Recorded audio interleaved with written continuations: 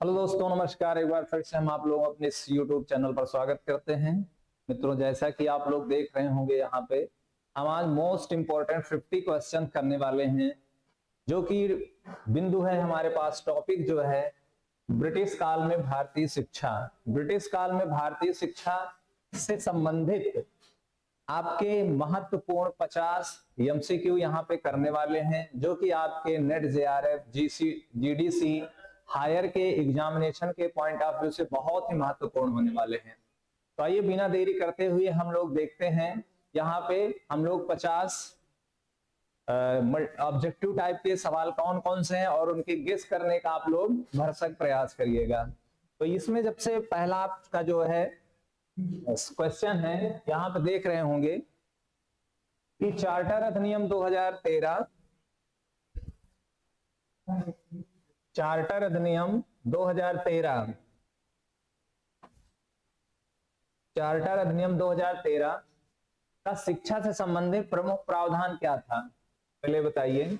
विश्वविद्यालयों की स्थापना था, अंग्रेजी शिक्षा अनिवार्य था, या शिक्षा हेतु धन का प्रावधान किया गया था, या प्राथमिक शिक्षा निःशुल्क के बारे में बताया गया था? तो आप लोग जल्दी से आंसर करने का प्रयास करिए, इसमें कौन सा प्रावधान बेसिकली किया गया था।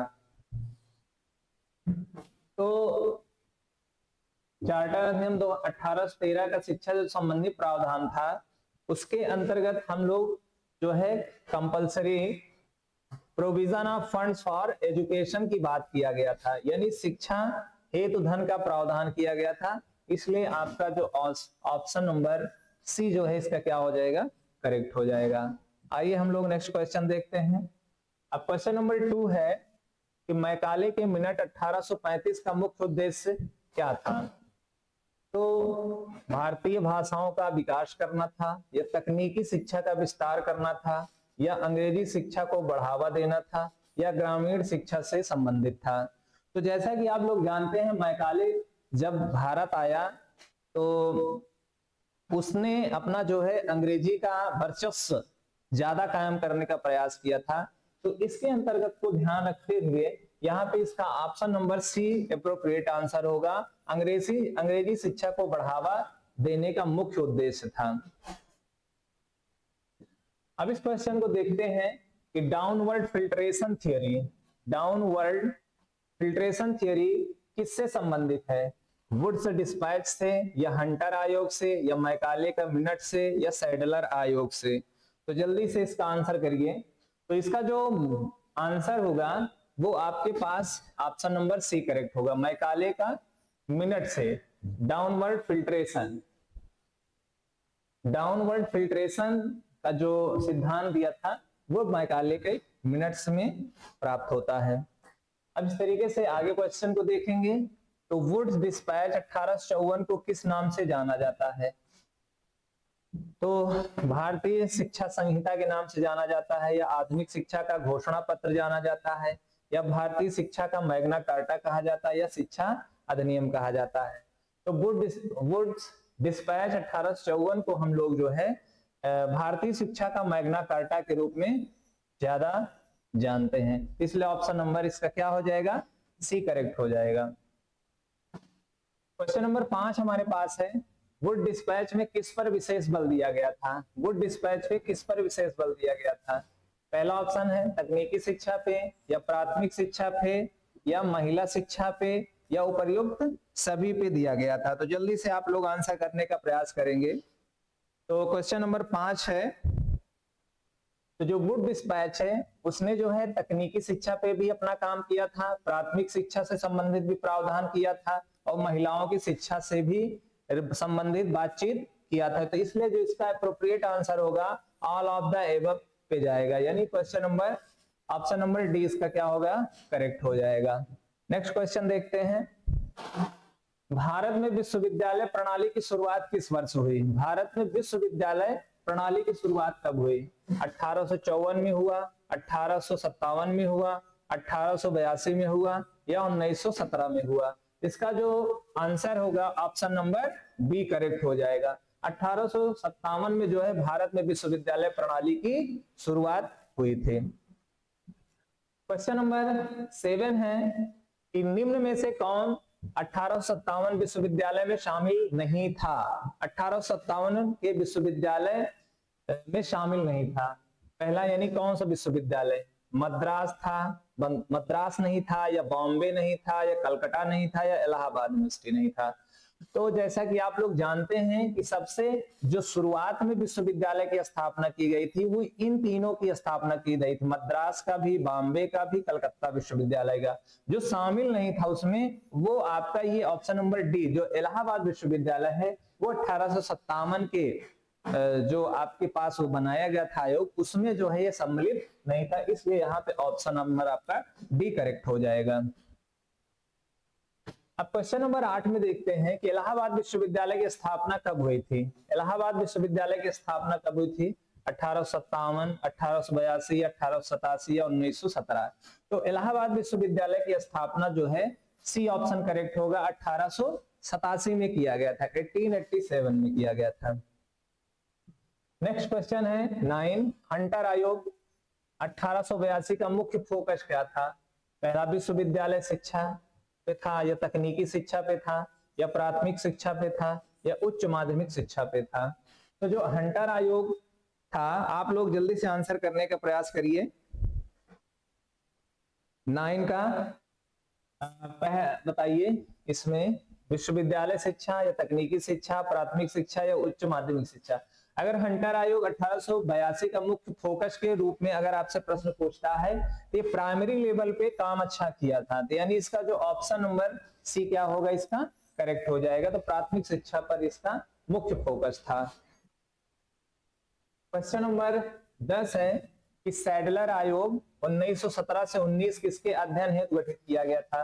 प्राथमिक शिक्षा यानी प्राइमरी एजुकेशन, या सेकेंडरी एजुकेशन, या यूनिवर्सिटी एजुकेशन, या वोकेशनल एजुकेशन के लिए किया गया था? आप लोग आंसर करिए जल्दी से फटाफट और बताइए कि सैडलर आयोग का अध्ययन हेतु किसके अध्ययन हेतु जो है गठित किया गया था?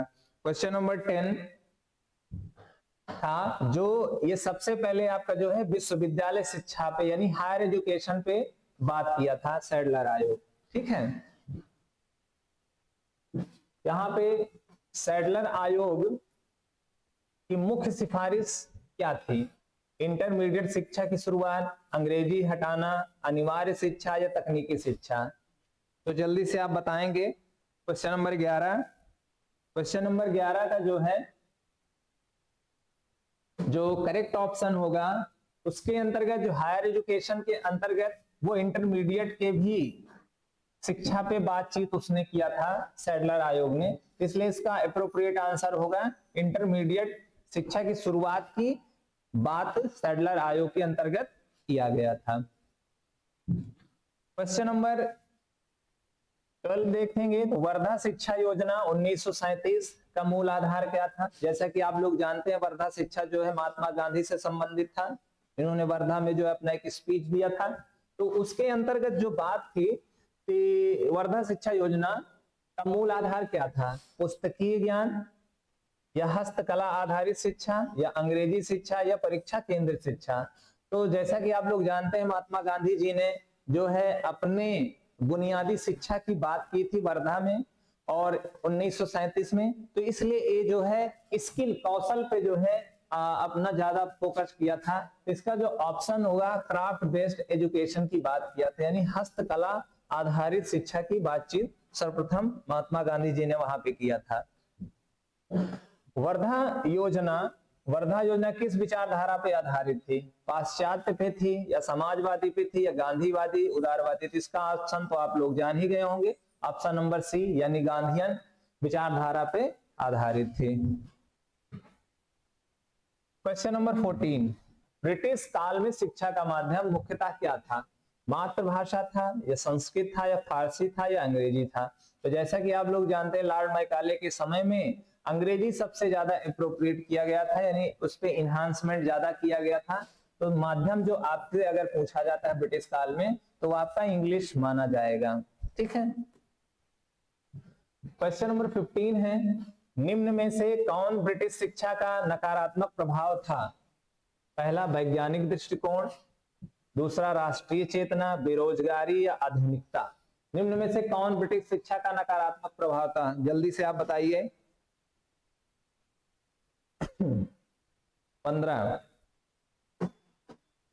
तो इसमें जो नकारात्मक प्रभाव था, तो इसमें जो बेरोजगारी उस समय बहुत ज्यादा आपको दिखाई देता था, अनएम्प्लॉयमेंट। तो क्वेश्चन 15 का जो ऑप्शन होगा करेक्ट, वो ऑप्शन नंबर सी करेक्ट हो जाएगा। ठीक है, बेरोजगारी का एक नकारात्मक प्रभाव अधिक देखने को मिला था। तो यहाँ क्वेश्चन नंबर 16 अगर आप बात करते हैं कि क्लर्क वर्ग, जिसको उस समय ब्रिटिश काल में बहुत ही अच्छा बेहतर वर्ग माना जाता था, उसे क्लर्क वर्ग कहा जाता था। तो क्लर्क वर्ग तैयार करने की नीति किससे संबंधित है?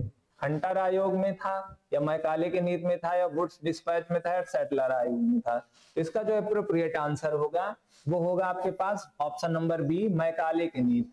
मैकाले की नीति में निस्संदन का सिद्धांत या फिल्ट्रेशन थियरी की बातचीत की गई थी, जिसके अंतर्गत ये कहा गया था कि हम उच्च वर्ग को इंग्लिश पढ़ाएंगे और इंग्लिश की जो धारा होगी वो क्या होगा, वो निचले तबके तक भी जो है वो पहुंच जाएगा, लेकिन वह उसका उद्देश्य पूर्ण नहीं हुआ था, वो अलग बिंदु है, उस पर कभी पर चर्चा करेंगे। तो क्वेश्चन नंबर 17 है, जो ब्रिटिश शिक्षा प्रणाली की प्रकृति क्या थी? व्यवहारिक थी, या कौशल आधारित थी, परीक्षा एवं रट्टा आधारित थी, या रोजगारान्मुख था? यानी रोजगार के ओरिएंटेशन में एम्प्लॉयमेंट ओरिएंटेशन था, या exam and road learning based था, या स्किल बेस्ड था, या प्रैक्टिकल था? तो जैसा कि आप जानते हैं व्यवहारिक हो ही नहीं सकता, कौशल आधारित भी नहीं था, रोजगारान्मुख नहीं था, यानी यहाँ पे परीक्षा एवं रट्टा आधारित ज्यादा अप्रोप्रिएट आंसर होगा, इसलिए ऑप्शन नंबर इसका क्या होगा, सी करेक्ट हो जाएगा। चलिए नेक्स्ट क्वेश्चन देखते हैं, क्वेश्चन नंबर 18। भारतीय भाषाओं की उपेक्षा किस नीति में स्पष्ट दिखती थी? वुड्स डिस्पैच में, या मैकाले मिनट में, वर्धा योजना में, हंटर आयोग में? तो भारतीय भाषा का उपेक्षा यानी जो पसंद ना करना किस नीति में आपको दिखाई देता है? तो सबसे ज्यादा आपका जो मैकाले मिनट था उसमें आपको ज्यादातर दिखाई देता है, इसलिए उसका ऑप्शन नंबर बी क्या होगा, करेक्ट हो जाएगा। नेक्स्ट क्वेश्चन बढ़ते हैं, क्वेश्चन नंबर 19। महिला शिक्षा को बढ़ावा देने का उल्लेख सर्वप्रथम किसमें मिलता है? ये बढ़िया सवाल है, आप लोग आंसर करिए जल्दी, फटाफट बताइए भाई कि महिला शिक्षा को बढ़ावा देने का उल्लेख सर्वप्रथम किसमें मिलता है? चार्टर अधिनियम में, चार्टर अधिनियम 1813 में, या मैकाले मिनट में, या वुड्स डिस्पैच में, या सैडलर आयोग में? आप लोग बताइए। 19 का जो है यहां पे सी करेक्ट होगा आंसर, यानी वुड्स डिस्पैच में महिलाओं को सर्वप्रथम, महिलाओं की शिक्षा पे जो बातचीत हुई थी तो ब्रिटिश काल में, वो वुड्स डिस्पैच में सर्वप्रथम आपको देखने को मिलता है, इसलिए ऑप्शन नंबर सी इसका क्या होगा, करेक्ट हो जाएगा। अब क्वेश्चन नंबर 20 है कि ब्रिटिश काल में शिक्षा का नियंत्रण किसके पास था? भारतीय समाज के पास था, या मिशनरी के पास था, या ब्रिटिश सरकार के पास था, या पंचायत के पास था? Question number 20। तो जैसा कि आप लोग जानते हैं कि भारत में उस समय ब्रिटिश गवर्नमेंट था, तो यहाँ पे ऑप्शन नंबर सी आपका क्या हो जाएगा, करेक्ट हो जाएगा। नेक्स्ट क्वेश्चन देखते हैं, 21 क्वेश्चन है यहाँ पे, गुरुकुल प्रणाली की प्रमुख विशेषता क्या थी? गुरुकुल प्रणाली की प्रमुख विशेषता क्या थी? परीक्षा प्रणाली थी, या आवासीय शिक्षा था, या अंग्रेजी माध्यम था, या डिग्री प्रणाली थी? आप लोग जल्दी बताइए। तो जैसा कि गुरुकुल प्रणाली उस समय जो चला करती थी, उस समय तो गुरुकुल में यही होता था कि स्टूडेंट टीचर के पास रहता था, भोजन पानी सारे कार्य वही गुरुकुल में ही उसकी जो है शिक्षा दीक्षा या सार्वोन्मुखी जो उसका विकास था वहीं पे किया जाता था। तो इसलिए यहाँ पे जो आपको रेजिडेंशियल एजुकेशन आपके पास जो एप्रोप्रिएट आंसर होगा, तो इसलिए ऑप्शन नंबर 20 का क्या हो जाएगा, करेक्ट हो जाएगा। क्वेश्चन नंबर 22, मदरसा, मदरसा शिक्षा मुख्यतः किस काल में प्रचलित थी? वैदिक काल में, या बौद्ध काल में, या मध्य काल में, आधुनिक काल में? तो जैसा कि आप लोग जानते हैं मेडिवल ईरा में जो है मदरसे का जो है मुस्लिम कालीन शिक्षा के समय जो है ये आपके पास ज्यादा देखने को मिलता है, इसलिए आपका मध्यकाल इसका क्या हो जाएगा, सही आंसर हो जाएगा। क्वेश्चन नंबर 23 है आपके सामने कि ब्रिटिश शिक्षा का एक सकारात्मक परिणाम क्या था? सांस्कृतिक ह्रासमेंट था, या राष्ट्रीय आंदोलन का विकास था, या भाषाई पतन था, या ग्रामीण उपेक्षा था?